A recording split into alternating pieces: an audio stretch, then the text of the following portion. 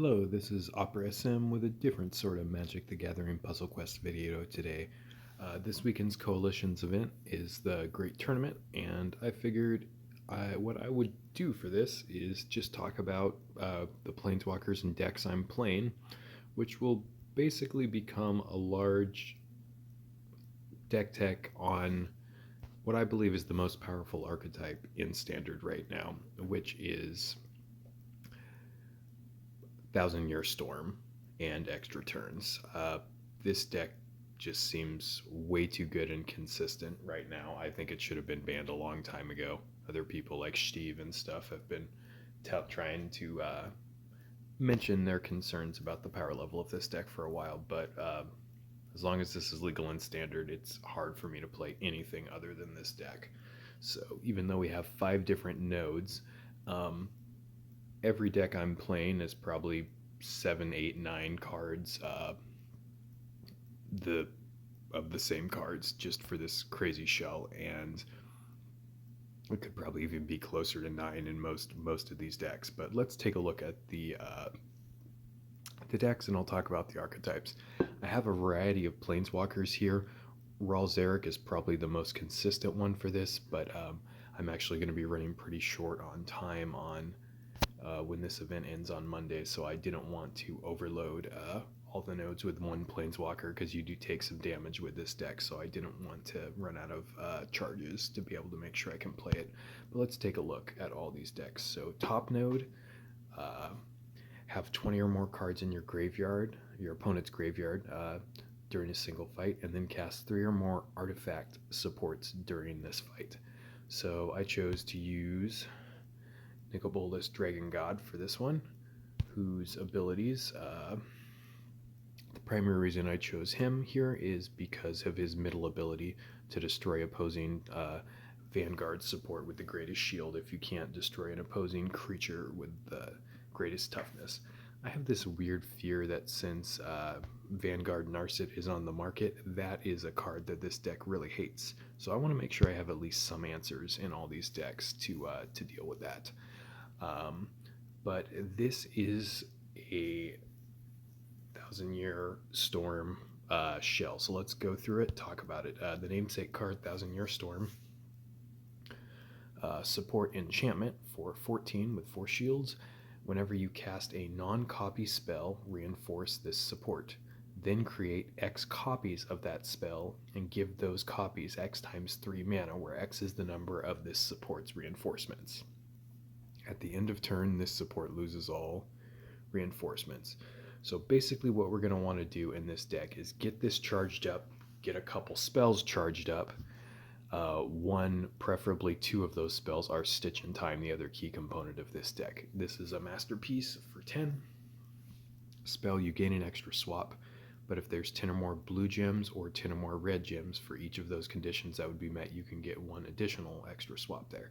So you can get up to 3 swaps with this. But even if you just get 1, with the interaction with Thousand Year Storm, if you cast a couple spells before that, you're going to cast multiple free stitches, logging up extra swaps. Effectively, what this deck will do is just create a situation where you can get pretty much infinite extra swaps, and then the game is just you just have to win, but you can stall out the game as long as you need to until you meet all the win conditions. So it's great. It's just a consistent shell to dig into this combo, and then you win the turn you go off, unless something goes extremely wrong. Beacon Bolt is the primary win condition of a lot of these decks. You can build it without it. It's since you're casting a ton of spells, and we'll see that a lot of spells end up going to your graveyard. And then if you have extra spells with copies of spells with mana on them, with Buried and Jumpstart, you can charge these up in your graveyard and just kill whenever you've met the win conditions. Rest of the cards in the deck, outside of the creature at the bottom and whatever you need to make the win conditions of the deck, this one we are using Witching Well for that because it's an artifact. We need an artifact support, and this draws cards. This deck just wants to draw cards, so this will meet the artifact condition, but also help us dig into the combo, which is what pretty much all the other cards do. Finale of Revelation is great. It can draw you up to 6 with half mana. Also, the fact that this has stored mana and makes it so that stored mana card can't have their mana drained or raised. This can help you get out of some hairy situations. If your opponent plays a Zadig or something that's draining a bunch of mana, if you put this as the top card in your hand, you are able to sometimes get out of some stuff where otherwise you'd be mana locked. So great draw spell, and Discovery and Notion Rain. These are two of, in my opinion, the best cards in Standard. And at Common and Uncommon, they are fantastic. Surveil is so good because it helps you filter off cards from the top of your deck until you find the cards you need. And this will draw you one card. This card will draw you 2 cards. You take a little damage, but you don't really care that much usually. So these help you draw into the combo, but help you dig even deeper with the Surveil. Discovery does have a backside, which can be useful at times. Return an opposing creature with the greatest cost to its owner's hand, then your opponent discards a card. So basically like Recoil and Paper Magic. Used to be some issues with backsides of cards, but in the recent update they've fixed them pretty well. I have not tried this since then. Used to be dangerous to cast the backside, but now you should be able to, even on a copied spell. So let's look what rounds out this deck. Talent of the Telepath for 5, a spell. Lets you pick one of the next 3 cards from your library. Gain 6 mana. Effectively a free spell most of the time. We have Winged Words, which for 5 lets you draw 2 cards, and if you have a flying creature, it costs 2 less. We do have 1 flying creature in here. Avaricious Dragon. I should mention that I learned about this shell through Summon Host version. He has a slightly different sort of shell that he runs, but Avaricious Dragon is a creature that he kind of defaults to a lot of times, and I really like it. It works really well. It's an 8/8 flying creature for 15, which is just a great efficient rate. But the ability on the creature, whenever you draw a card, destroy 3 gems of opposing color, does a lot. We had an interesting conversation with Madrid and some other folks recently about I got in a situation where I had to destroy Cindervines, which was just a pain in the butt because it was going to destroy my Thousand Year Storm. But Avaricious Dragon can kind of act as support removal in the deck. Just it can destroy on color supports if you're getting effectively infinite extra matches. And you're going to be drawing on a bunch of those cards off of your cheap cantripping spells. This will let you pretty much help destroy a lot of extra supports. I've killed a lot of Lich's Masteries, killed Grafdigger's Cage, which some people thought was going to be a death knell to this deck, but you just wait it out. You just get infinite combos, and you just have to be patient enough to match any troublesome supports off the board. And it's also just a great beatdown win condition as a backup. If you're not going to be able to win comboing out, it can definitely put on the clock. It also makes it so your opponent gets less good colored matching spells as well.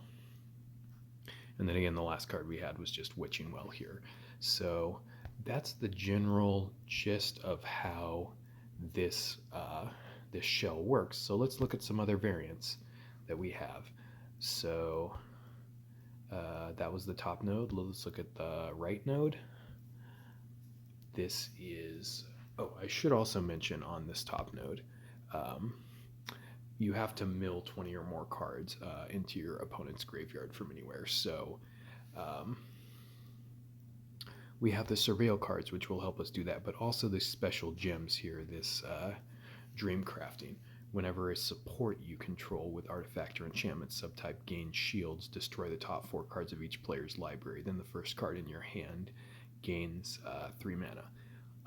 Thousand Year Storm is an enchantment, and then whenever you cast a non-copy spell, you reinforce the enchantment, which adds shields. So it's trivial in that deck to get 20 or more cards in your graveyard. All right, moving on. The right node is summon 5 or more creatures with any type goblin Giant, or Merfolk, and then draw 15 or more cards. We're using Ral Zarek here. Ral is probably the most consistent Planewalker for this build just because of his loyalty abilities. Pick one of the top 4 cards of your library, fetch that card, give it 6 mana, then destroy the others. This is great. This is effectively a surveil 3 and draw your best card and give it 6 mana. It is fantastic. The middle ability can definitely come into play if you need to destroy a big creature and you can put something like a Stitch in Time on top of your hand and fully charge it. It's great. And well, I don't usually use it when I'm trying to meet secondary win conditions in this deck just because it can win a little fast. The ultimate Major Flux of Power is just fantastic. Whenever you cast a spell, and it can be a copied spell, the support deals 6 damage to any target, then draw 2 cards. It's a really great reset switch, kind of, if you're in a bad board state as well. If you can cast it and then deal with all the triggers you get off of it, everything you're trying to cast, which is annoying when I partially don't play it if I need to meet secondaries, but it can just wipe an opponent's board super duper fast if you just need to reset the board so you can win with all the win conditions done. But let's take a look at this deck, and you will notice it is remarkably similar. Thousand Year Storm, Stitch in Time, Beacon Bolt, Finale of Revelation, Discovery, Notion Rain, Talent of the Telepath. Those are ones that I almost always run in this shell. It's pretty hard for me not to want to run those 7 cards. And then the last couple cards usually depend on the secondary. We needed to cast Giants, Goblins, or Merfolk, I think. I don't remember. So there's a lot of different options you can run. Goblin Electromancer is a great one. It's technically probably the one of the other most common things I run in addition to Avaricious Dragon, just because it makes things spells cost 2 less, and it's really helpful. But it's kind of a pain in the butt sometimes waiting to surveil into or to draw into 5 of them and cast them. So adventure spells now will not cast infinite copies when you cast the spell side, but what they will do is they will cast copies until your hand fills of the creature side. So to be efficient, we'll call it efficient, it's really me being lazy.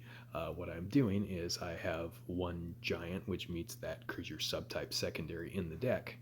And I like Bonecrusher Giant a lot, and it helps in some weird situations where you might get locked out of the game. If your opponent, for instance, had Angel of Grace and something like, Killer Instinct every turn, putting something out that gives them and their creatures prevent damage, it's a little hard to deal with that. What you would eventually do is you would, if you didn't have this card, if you're creative with this deck, you can find a lot of ways to get out of other situations with infinite turns. What I would probably do if I didn't have this card, which lets each creature and Planeswalker lose prevent damage, so suck it, Angel of Grace, and then deal 4 damage to any target, and that only cost 5. So it's a giant, it's a decent rate card. It's 6/5 for 13, nothing special, but great. But this front side is just great removal that the spell side that can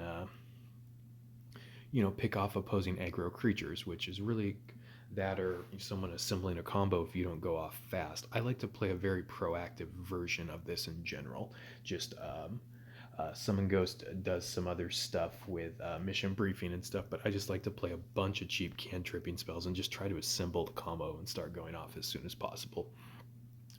But this can act as a removal, and it can be a backup plan for the corner case that your opponent has some sort of prevent damage stuff that's going to cause a problem.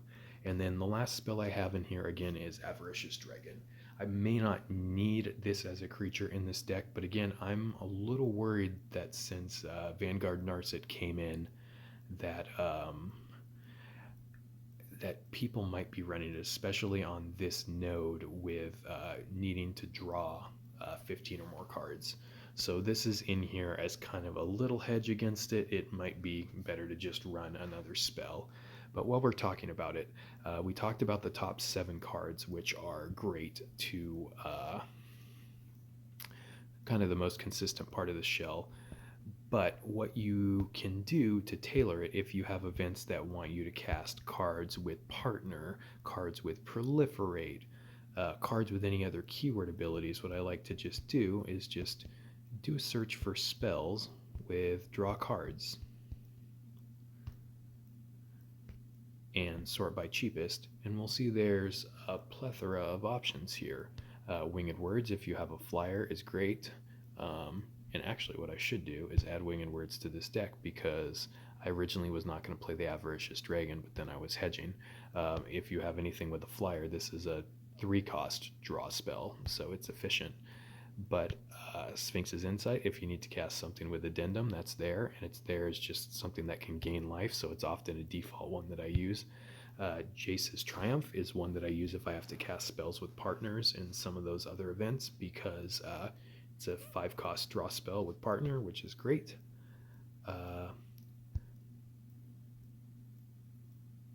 Precognitive Perception is a card that maybe I like it and I overvalue it a little much, but I do like very much that you draw 2 cards, but if you wait a turn to have them fully charged and activate Addendum, those cards gain 4 mana. I found that to be really handy if you're tight on some stuff, and just, drawing into cards that are partially charged, I think is worth the extra mana. Those are the ones I mainly use, but there's other options of stuff you can do. Again, if you need to do something with Proliferate, I think there's a 9-cost Proliferate spell. Most Proliferate spells are poop, but that's not part of what this is, so we're not going to obsess on that too much more, but we're going to do this little upgrade fix that I just realized I can do, so we'll take out that and put in Winged Words, because it will only cost 3 with that guy. So we'll do a little deck update here. I'm not going to go into as much detail on some of these other decks, just because this video is probably getting a little bit long, but let's take a look. This is a little different variant. If you ever have to cast big creatures with a Thousand-Year Storm deck, Broken, Sarkhan Unbroken is your guy, because his ultimate ability of fetch the next 3 creatures with power 6 or greater from your library, give them full mana, and they all get haste, is great. So so if you ever have to cast big old creatures, Sarkhan is a great planeswalker to choose for this. Let's look at the secondaries. This was the food one, right? Yeah, so you have to create 4 or more food tokens and then gain 15 or more life. When food tokens break, they gain you life. So I was looking for a way that I could easily get a lot of food tokens into play and then gain more life. I previously did this in a Bolas deck with Grixis colors, and there's not a lot of options in black, blue, and red, but there is one creature, so it just took a long time to play. So I wanted to see if I could make this go a little faster, and I did, since the last time this event happened and I didn't have him get Feasting Troll King, which is one of my favorite ways to make food. When you cast it, you create 3 food tokens. Then when this creature dies, if you have 3 or more food tokens, you destroy them and then return it back to the battlefield. So that's great. If you use Sarkhan's ultimate, you'll get 3 of these out into play, make 9 food, and then you can even just bolt this creature yourself. And if you do that, then you are going to destroy 3 food tokens and gain 9 life. It's probably easier to just naturally match away, since you have an infinite matches, and safer.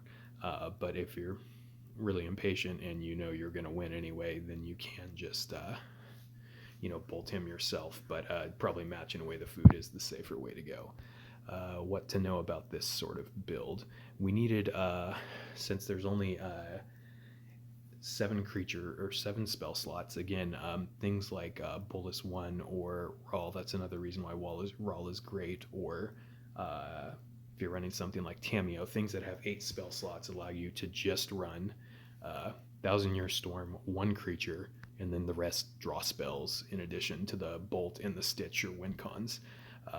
But I needed one more support or creature, so what I ended up doing is just putting in Witching Well here as the last slot. Another common thing is Steam Vents that Summon Ghost uses a lot, and it has a lot of merits. It can create blue and red mana, and then which helps to get more extra swaps off a Stitch. But I'm playing around with Witching Well a little bit as just a cheap thing that also draws cards. So we'll try that. Quickly moving through the other decks, we have in the bottom left one where we have to summon 5 or more knights, soldiers, or warriors, and then deal 12 or more damage. So this is again almost probably the exact same shell. Yep, the top 7 cards we see are the same. Sphinx's Insight is there. I'm running Precog here in the last slot, and then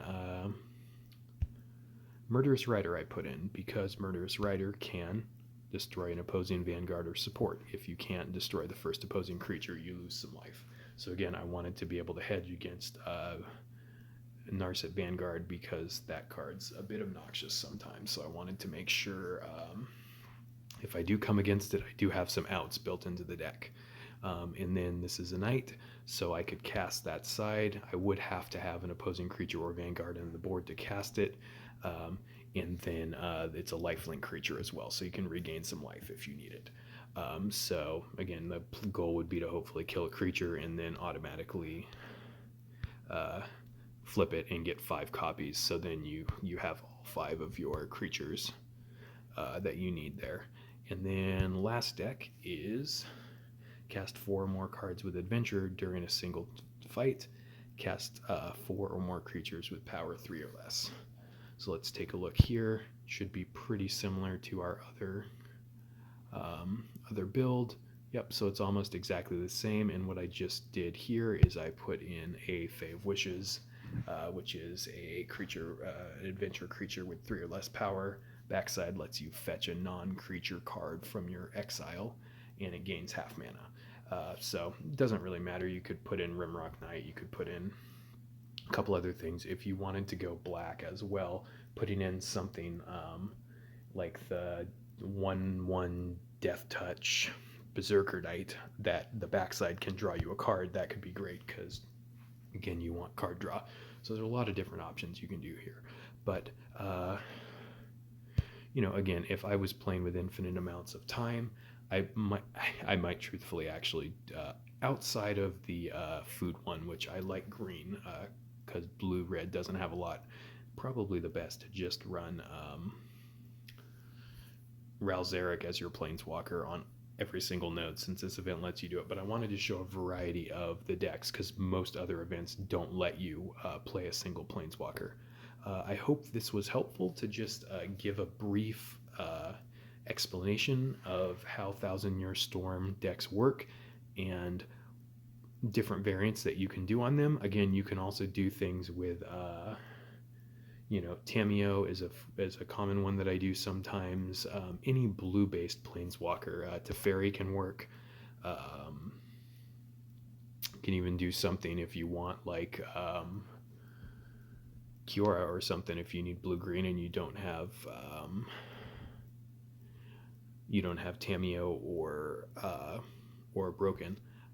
But yeah, so what I will probably do if I have some time is try to record some actual play videos so you can see this in action, because some of the sequencing of this deck is a little weird, and it takes some practice, but once you get used to it, it is one of the most powerful things, and it is hard to go back from that. All right, enjoy. This might be a little long, but I hope you learned a bit from this, and again, we'll try to get some videos of this in action in this event as well for you to see.